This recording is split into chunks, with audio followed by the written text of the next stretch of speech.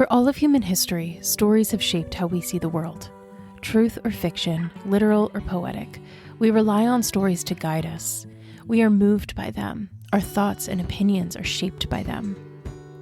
Stories are built into our DNA.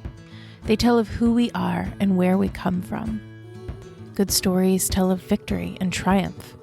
Great stories tell of vulnerability, leaving no stone unturned. Who among us has not felt the pain of another or the relief of knowing that you're not the only one? I'm Jennifer Peterkin, and this is The Human Experience, a platform that seeks to elevate stories, empower the storyteller, and invite the listener into a space of validation, understanding, and compassion.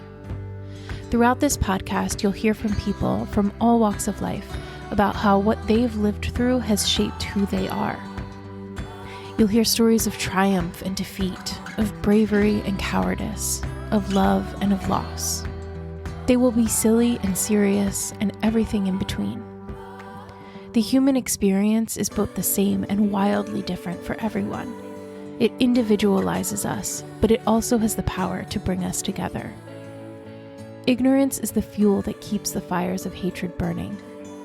We are creatures of comfort, of habit, and we don't always like to be pushed out of our comfort zone. But as much as it is in our nature to search for black and white in our world, it rarely exists. Life happens in the gray. Ultimately, when we strip away all of the noise, when we get to the human part of it, if we understand what someone has gone through or experienced to arrive at their current perspective, then maybe, just maybe, we can understand that differences don't necessarily mean divide. Maybe by listening to each other's stories, we can stop thinking about people as groups or statistics, but as individuals, all equally wanting and deserving of love, dignity, and compassion.